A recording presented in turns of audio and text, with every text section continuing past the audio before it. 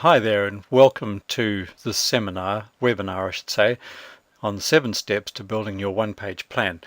I'm Max Brown, business mentor and consultant, and my purpose today in the next 30 to 45 minutes is to acquaint you with how to build your own one-page plan so that your future direction is clear and you know what your priorities are to work on over the next 3 to 6 months.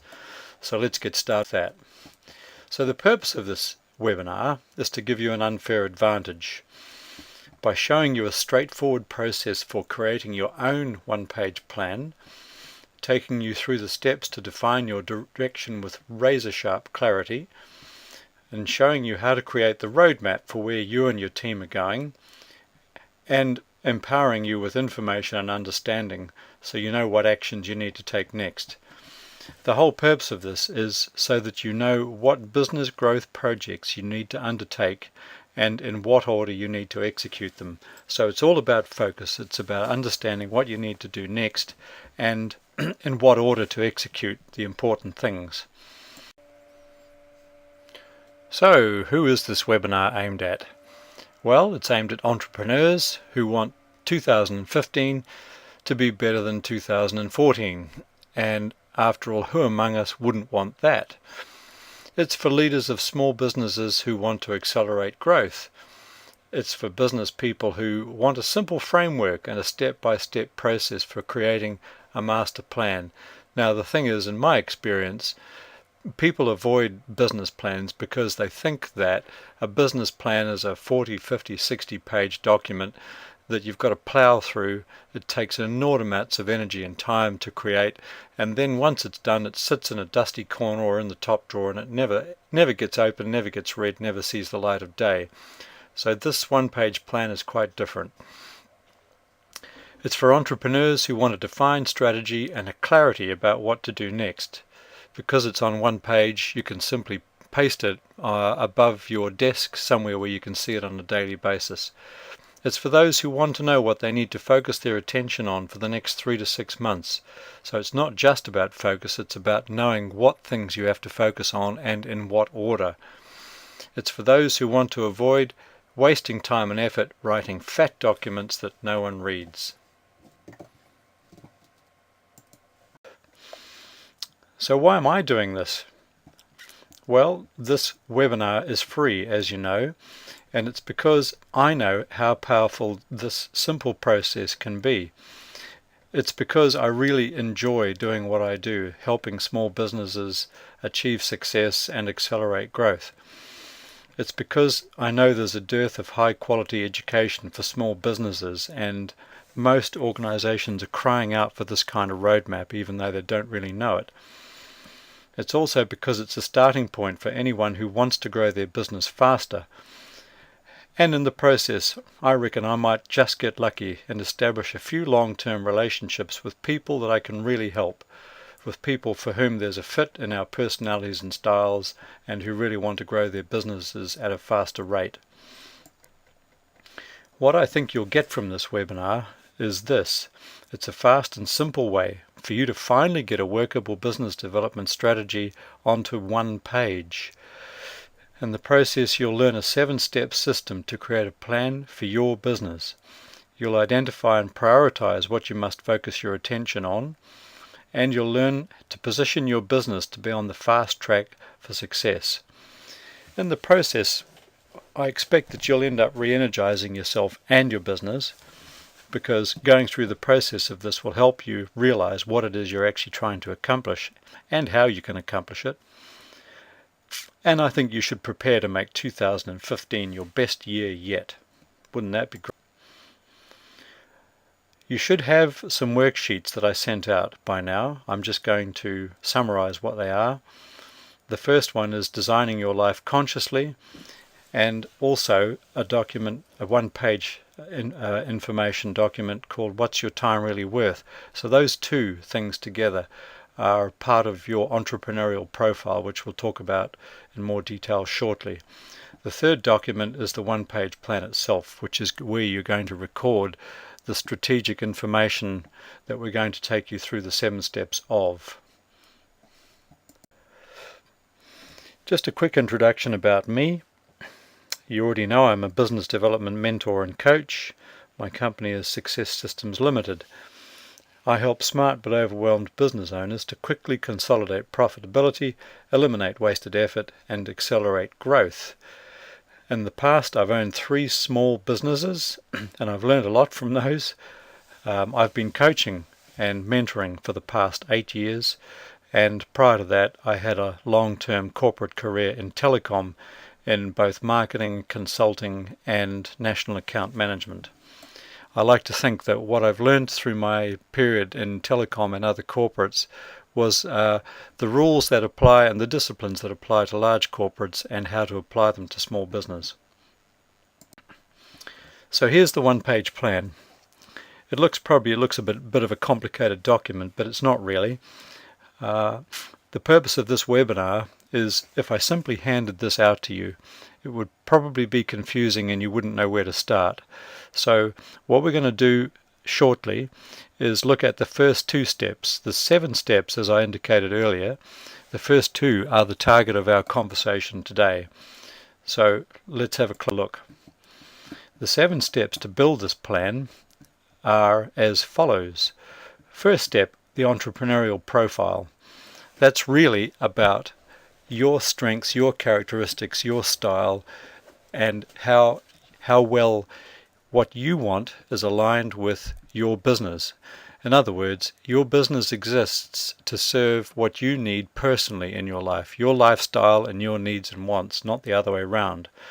So one of the things we have to establish first is what's the alignment between the way you do things and your business as a vehicle for delivering on your personal needs. The second part of it is enterprise DNA. Now this is a fundamental building block. Just as in nature, so it is with business. A fundamental building block consists of 5 things which I'll teach you about shortly, and you need to understand those things with crystal clarity in order to undertake any marketing exercises or in fact establish your direction so you know what decisions you should be making on a day-by-day basis. Number 3 is strengths, weaknesses, opportunities and threats. And that brief analysis tells us quite a lot about the main things that you need to be undertaking to move your business forward. It's true, you've probably heard that you get caught up in the operational day-to-day things, but of course what you need to be doing to move your business forward is working on it rather than in it. And of course that's a much bigger challenge than it sounds, as we all know. Number 4 is targets. So the targets are the longer term 3 to 5 year goals that you want your business to move towards. The goals, number 5, the goals are 12-month initiatives or intentions that govern what you expect or what you need to accomplish over the next 12 months. Number 6 is the actions. These are quarterly things, which I happen to call rocks for reasons I'll explain later. Those are the particular things, the obstacles that you need to overcome or the opportunities that you need to take in order to move your business forward in the direction that you want to take it in over the next 3 to 5 years. So that's really where the rubber hits the road. That's where we define the particular things that you need to work on and in what order over the next 3 to 6 months. And finally, accountabilities. So the accountabilities is just a way of keeping track of the things that you know you should be holding yourself accountable for, and also that you hold your staff and your business accountable for. So let's get into it. This is how it works out in practice. Approximately in the right-hand side of the middle, we've got the entrepreneurial profile. It might seem an odd place to start, but it just happens that that's the case because that's the way this document's evolved over the last 7 or 8 years. I want to emphasize that this template came from an American organization and I've been using it for the past 8 years. And over that time, I've added things to it, it's evolved and changed, and I've adapted it to meet the needs of New Zealand business and the way I operate with New Zealand businesses. So that kind of explains why it seems a little bit and a logical order, if you like. So number 1 is the entrepreneurial profile. over on the left-hand column, 2 columns, we see enterprise DNA, and I'll be talking today specifically about entrepreneurial profile and enterprise DNA. And then in the next column we've got, if you go up, you'll see number 3 is SWOT analysis. That's strengths, weaknesses, opportunities and threats.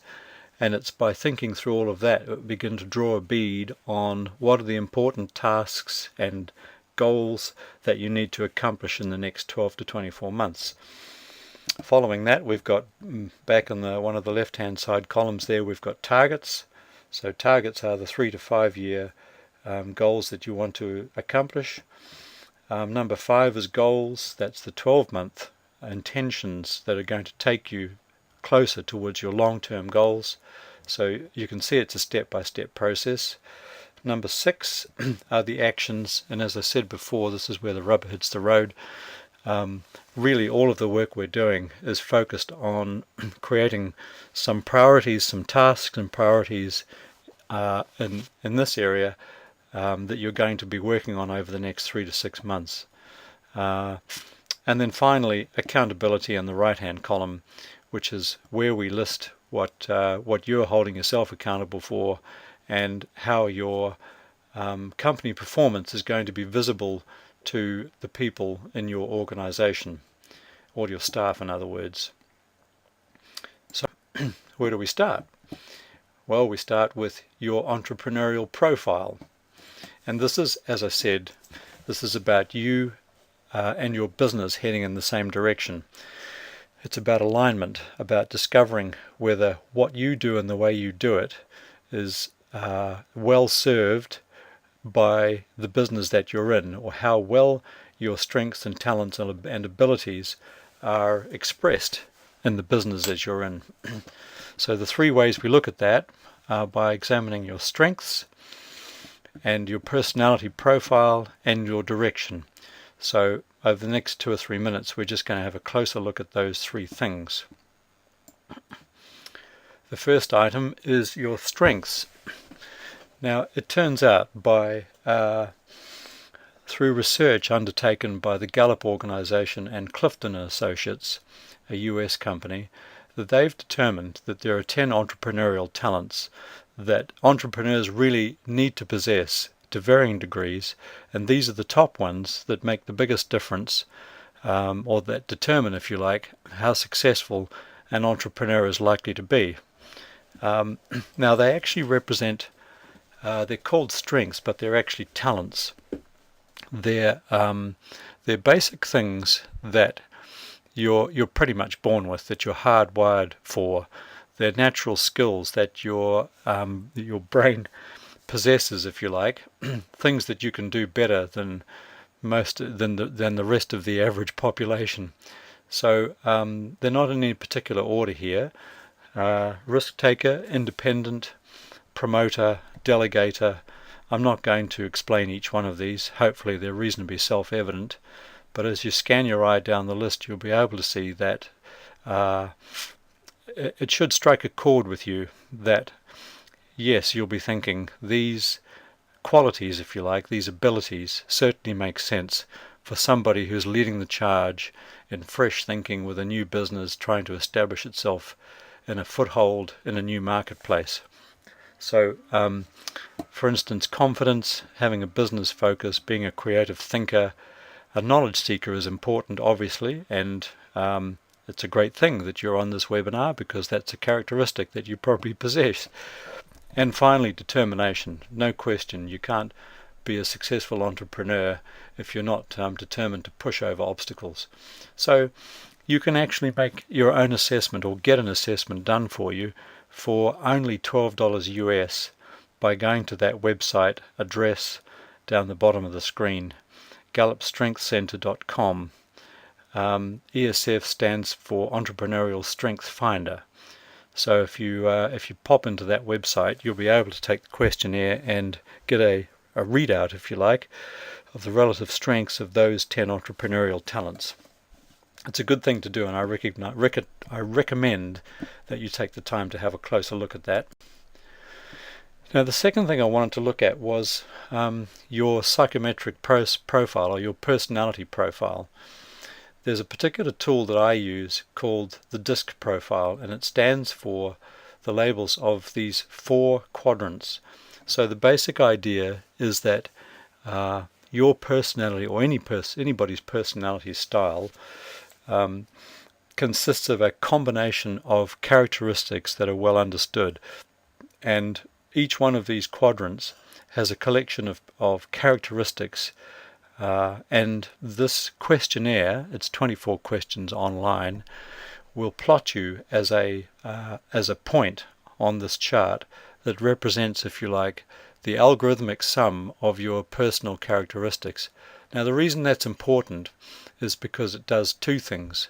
It indicates what your probable strengths are, so it supports the entrepreneurial profile that I just mentioned, and it also indicates your personality style, so how you interact with other people.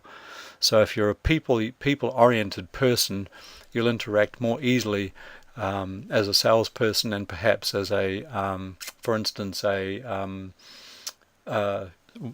sales hunter. So very quickly, the characteristics of those who are high in the dominance quarter are direct, so what they think, goal-oriented, tend to push towards objectives, state their own opinions as facts, and not particularly good listeners. But so they're basically drivers. Those in the I quadrant, or influence, tend to be more open and friendly, quite talkative, like being around people, don't focus too much on detail. Those in the steadiness quadrant, bottom left-hand corner one, they're the calming influence. They don't get excited easily. They're easygoing, they go along, they're steadfast, if you like. And finally, C for compliance in the top left-hand quadrant. These people are typically somewhat reserved, they're detail-oriented, they like to ask questions, they like to study and get things exactly right. They're very cautious and very careful. So they make good accountants, for example. So these characteristics can tell you quite a lot. Furthermore, there's 2 aspects to our personalities, if you like. There's what's below the surface, as you can see in the bottom half of this iceberg. That's by far the biggest chunk of what makes us up. So that's our profile 2, or our natural style. That's how we behave normally when nothing is influencing us to change our behavioral pattern or behavioral style. Profile 2 is your conscious profile. That's how we present to the outside world. And so the difference between those, and sometimes this is a significant difference, is an indicator of how stressed we are, or how much under stress we are. And lastly, on the personality profile, this shows a printout or a readout from the 4 quadrants, and you can see that the purple square there indicates this person's natural or profile 2 style, and they are somewhere between a C and an S. So they'll be detailed and a somewhat steadying influence. The other shaded areas indicate combinations of characteristics that these people can exhibit or inhabit without much difficulty. The white areas are combinations of characteristics that they can certainly move to, but it can cost energy, and if sustained for a long period of time can be stressful. So that arrow in this case shows the difference between this person's natural or subconscious style and their conscious style, which is the arrowhead. And because the arrowhead is some distance away from the purple spot, and also because it's in a piece of white space, then you can conclude that this person is likely to be under stress, or in a typical day, if they're in stressful situations very often, they're going to end up being very, very tired and drained at the end of the day. So the disc profile can be very revealing about personal characteristics and how people are likely to operate. Now, I want to draw your attention to the worksheet, Design Your Life Consciously. This is about getting clear on your personal direction, because you can't be clear on the direction of your company and whether it's compatible with your personal direction until you know where you personally are heading. So, I'm not going to go through these questions right now. Just to summarize, it's all about where do you want to be versus where are you now, and what's in the way. In other words, what's the gap between where you are now and where you want to be, and what are the steps that you need to take, or the big obstacles that you need to shift out of the way in order to move confidently in that direction. So when I'm talking about clear direction, here's a way of thinking about it to help you fill in that form. The form is just a structured way of asking questions that'll get you to think about this kind of thing. So let's talk about where you want to go to. I call it Pleasure Island. That's the island or the place where you can have everything exactly the way you want it. And I don't necessarily mean that you're going to be putting your feet up in a hammock and sipping pina coladas all day, although that sounds pretty nice. It's more a place where your life is designed the way you want it, and that includes your work as well as your personal life. So on Pleasure Island, the questions that we're asking you to think through are, what work will you be doing? And where will you be working? I don't so much mean the location as the kind of company or the kind of place where you'll be working, whether it will be for yourself or whether for another organization. How much will you be earning? That's kind of important, because that determines to a large degree what kind of a lifestyle you can support. So, and the next question too, what sort of house will you be living in? That's also a question related to lifestyle support. Your house, however, may not be that important to you, so what I'm also interested in are the main features of your lifestyle, such as, are you taking holidays with your family or your friends frequently? Are you visiting Europe for 3 months every year? That kind of thing. And lastly, how will it feel to be living that lifestyle? Now, this last part's really important, because it's emotions that drive us, and so the picture I want you to create for yourself is as vivid and exact and detailed as you possibly can regarding the future lifestyle that you want to be living. And the more acutely you can feel that, the better. So when you picture it, does it make you feel joyful, relaxed, calm, confident, fulfilled, that kind of thing? So the next part of it is, where are you now? Now, I've called this Pain Island. The guy on that fairly small island looks like he's a bit isolated. I can't imagine he'd be too happy with it. So you may not necessarily be in pain, but it could be that you're not terribly satisfied with your current situation. So what is your current work situation? What do you like best about it? That's kind of a hint about your strengths, by the way. And what do you like least about it? What sort of things give you satisfaction in your job? Why do you stick in your current job or your current work, your current business, or whatever it is? And then how much do you earn now, of course? How satisfied are you with your present situation? Very satisfied or not very satisfied? Because these are all motivational questions. These are all about how hard are you likely to push to get what you want. And finally, what would you change if you could? Now, the answer to these questions is going to show up on the entrepreneurial profile in your page plan. The last part of it is, how are you going to get from here to there? Here being Pain Island and there being Pleasure Island.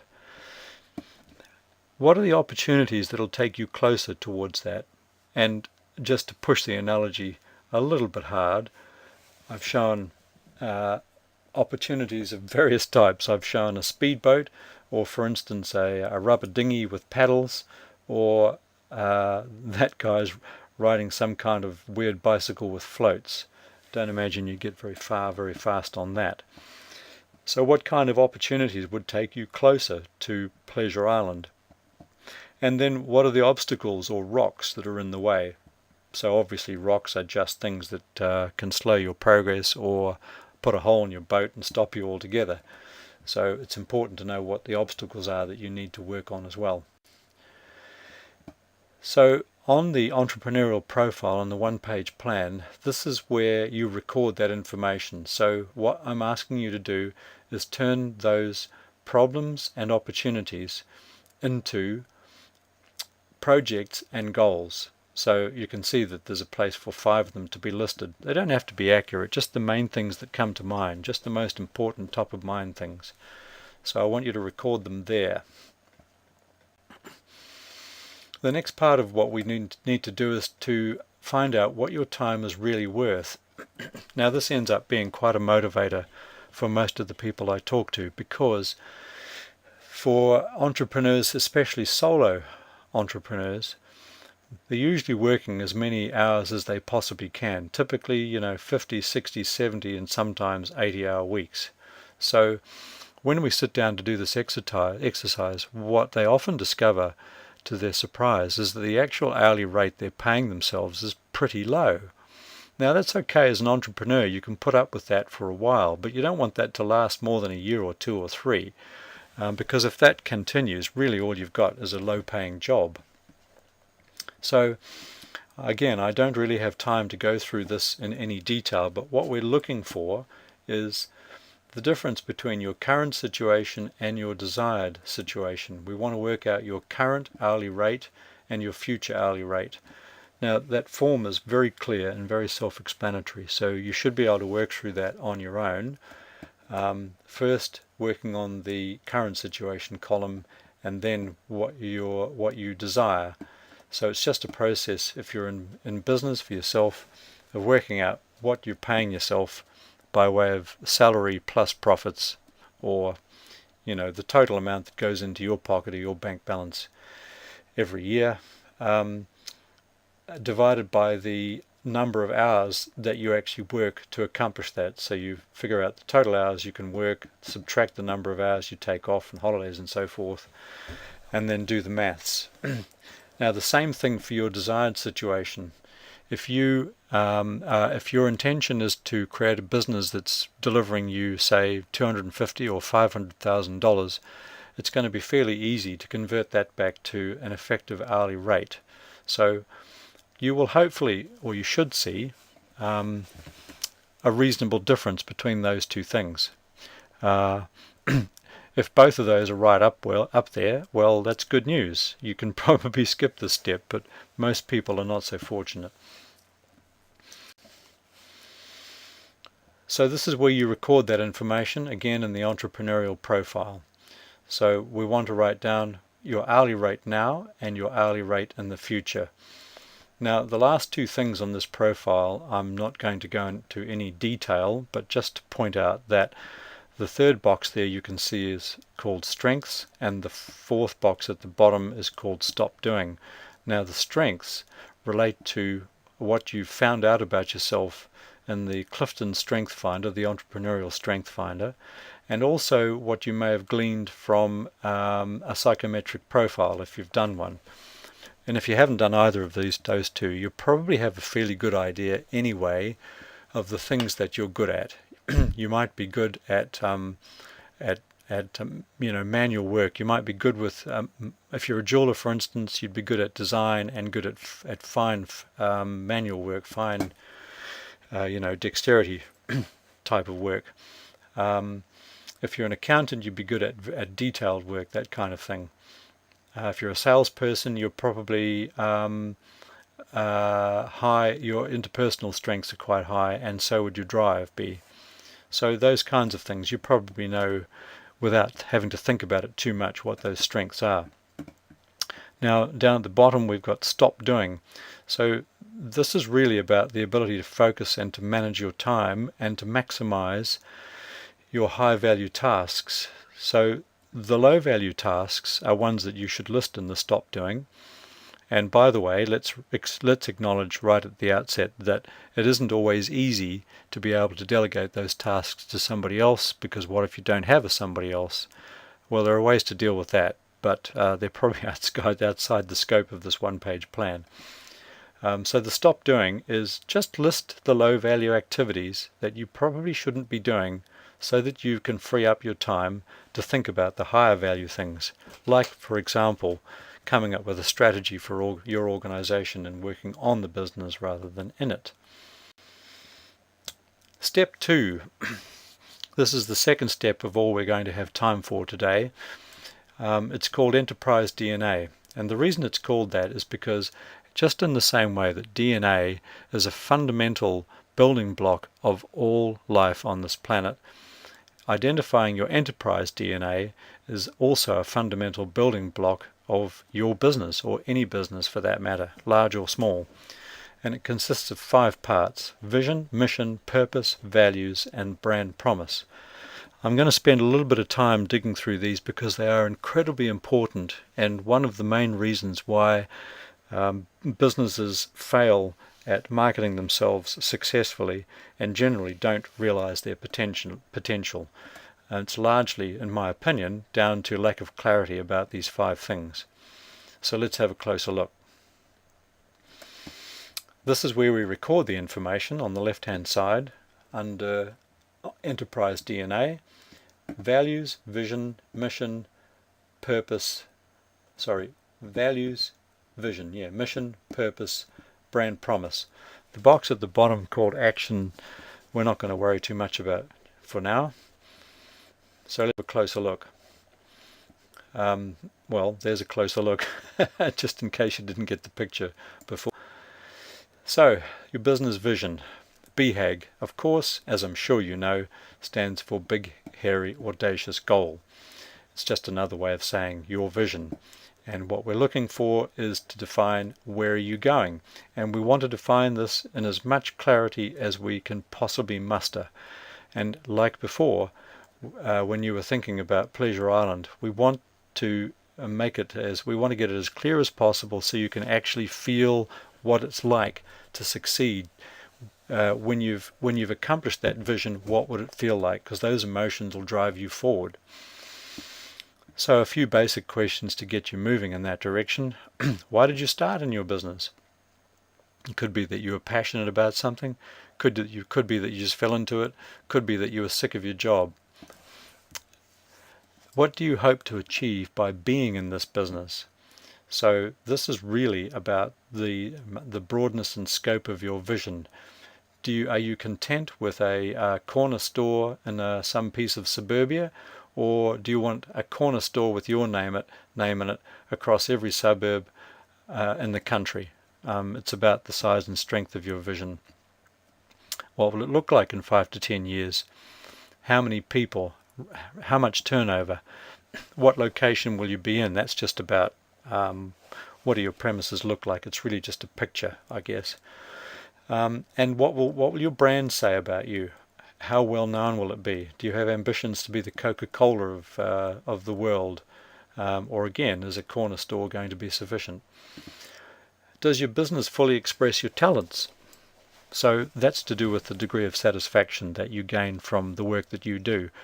And the importance of that is, if you're fully expressing your talents and your abilities through your business, then that's likely to be very satisfying and is likely to be a motivator. And how will you feel when you imagine your business the way you want it?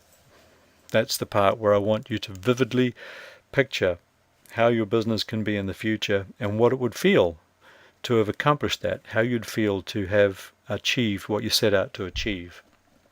I'm pretty sure you'd feel pretty good. So vision statements ought to be, this is just some more structural stuff about how you can think about it, because in the end you've got to condense all of this down to a simple statement, and I'll show you a few examples in a minute. The first thing is that a vision or a vision statement should be aspirational and that it's all about your goals and the goals of your business. It should be inspirational in that it provides life and direction to your day-to-day work and also the people who work with you in your company or your associates. The more you can clarify your vision and communicate it to them, the more likely they are to be engaged in what they're doing. It's helpful if it's motivational too, and that it provides a reason for the work you do. Now, we're actually going to break that down into a few little more chunks when we talk about purpose and brand promise. But you'll see what we mean in a minute. The important thing to remember about vision is that it's standing outside your company and looking in. So it's the picture that you see when you're looking from the outside of your business as an outsider. What does that business look like and how does it feel to you? 4 types of vision. This is just another way of thinking of it, another way of encapsulating a statement. A quantitative vision means numbers. Microsoft, for example, was a computer on every desk and in every home. David versus Goliath. Nike's ambition was to crush Adidas in 1960. I'm not sure that they succeeded with that. Or a role model, for example, to become the Nike of the cycling industry. That's an American one. I don't know who Giro Sport Design is, actually. And internal transformations to become the company most known for changing the worldwide poor quality of Japanese products. That was Sony in the 1950s. Now, I'm not going to read all these out. These are some examples of vision statements from a number of the world's well-known companies. There's a few that I liked at the bottom that I thought were short and described the situation very well. Oxfam, a just world without poverty. Not only a world without poverty, but a just world in which justice prevails. I like that. And Disney, of course, simply to make people happy. How uncomplicated can that be? The next item is your mission. Now, your mission is about what your business does, but in particular, it's about what problems you solve for your customers. Now, to answer that, you probably have to think a little bit about who your customers are and what does your ideal customer look like. Now, we're going to talk a bit more about that when we get to targets, which is item number 4 on the list. But for now, we'll just brush against it lightly. The thing to remember is that mission is inside out. So you're standing inside your company looking out at your customers and considering, what do you actually do for them? What do they value you for? What problem do you solve for them? What makes you special? So here's some examples. Again, we don't have time to go through these in any sort of detail. Nike, I like a simple one, to bring inspiration and innovation to every athlete in the world. You can see that it's not very different to a vision, except that it's specifically about who they do what they do for. So it's about every athlete in the world. Starbucks at the bottom, to inspire and nurture the human spirit, one person, one cup, and one neighborhood at a time. I think that's perfect. That's a very clear encapsulation of what Starbucks stands for. The next item is purpose. Purpose is tricky because it's grasping for what's the underlying passion for you and your business. It answers the question, why do you do what you do? And you'll see I've written 5 whys there. Well, that's because it's actually quite tricky to get to the core of why you do what you do. It's not essential to define this with crystal clarity. But it does provide a clue. In fact, it really lays bare what your passion is or what your company's passion is for what it does. Now, I've seen many companies that have succeeded just fine, and many have flourished without ever understanding what their real passion was. It's just that when the chips are down, when you have a bad year, when people don't buy or your suppliers don't deliver like they're supposed to, things happen like that all the time. You need to have something strong that'll pull you through those difficult spots, and that's basically your passion. So it's worth spending a bit of time on to understand where it springs from. I spent some time working this through with a glasshouse company a couple of years ago when we went through this kind of questioning, which I think illustrates the point very well. My first question was, why do you build glass houses? And they said, because that's what we've done for many years.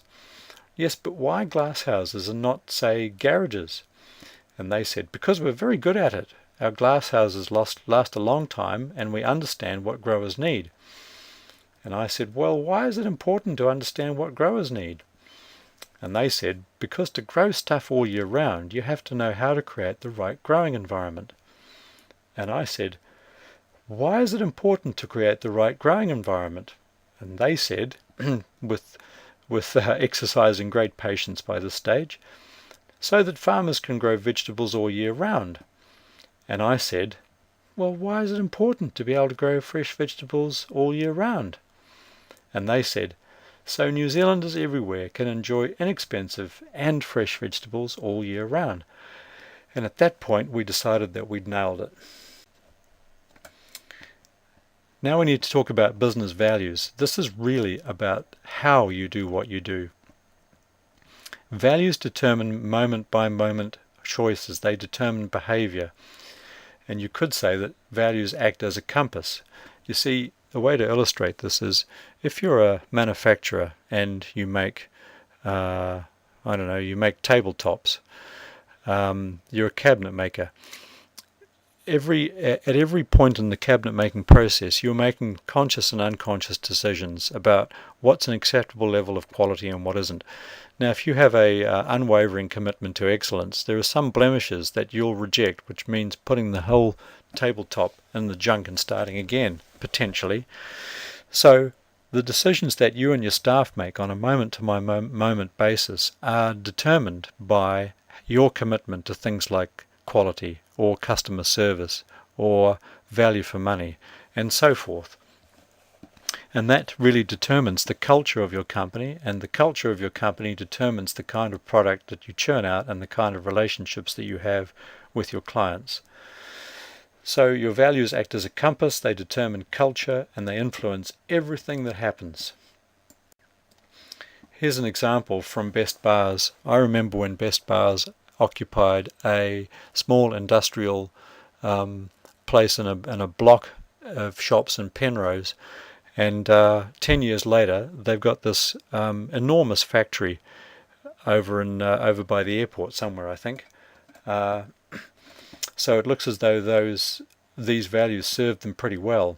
I'm not going to explain them in detail, you can read them, but they've got 6: teamwork, integrity, pride, open communication, commitment, everyone feels valued. It's interesting that 3 or 4 of those, actually arguably all of them, are people-oriented values. Integrity, for instance, pride, open communication. There's no doubt some information behind that about quality and service and those kinds of things that are typically bandied about. But what's notable about this is that they're all people-oriented values, and it seems to have served them extremely well. Skipped a step there. So brand promise is the next and almost last one. So brand promise is all about what the customer will experience. And in the case of McDonald's, which is a very good illustration, you might know that McDonald's stands for 3 things. It stands for speed, consistency, and fun for kids. And if you think about the last time you went to McDonald's, you'll probably immediately recognize those components of the brand promise. So McDonald's like to produce the stuff at a fast clip so people don't have to wait. Their products are consistent everywhere around the world, and the fun for kids part, of course, is with the playgrounds and the figurines and all that kind of stuff. Another example is BMW. Everybody understands that they present themselves as the ultimate driving machine, and in fact you can see how that manifests itself in the vehicles and in the servicing and in everything about BMW. They are indeed the ultimate driving machine. Here's some other examples of brand promise. The American National Football League, to be the premier sport and entertainment brand that brings people together, connecting them socially and emotionally like no other. Coca-Cola's is straightforward: to inspire moments of optimism and uplift. That's pretty cool. Virgin Airways, to be genuine, fun, contemporary and different in everything we do at a reasonable price. And New Zealand, for example, the 100% Pure campaign, which was hugely successful. So we're nearly done. I just wanted to recap what we've covered. So far in the one-page plan, we've covered the entrepreneurial profile, your strengths, your personality profile, and your direction. Pleasure Island versus Pain Island and the steps and rocks to get there. The second thing we've just covered was enterprise DNA, your vision, mission, purpose, values, and brand promise. Now look, let's accept that there's a lot for you to swallow in all of that, and next thing is I'd like you to continue the momentum by completing those documents, designing your life consciously, and the second one, what's your time really worth, because they both will open your eyes as to what's really going on with how you manage your time and how you look after the direction you're heading in.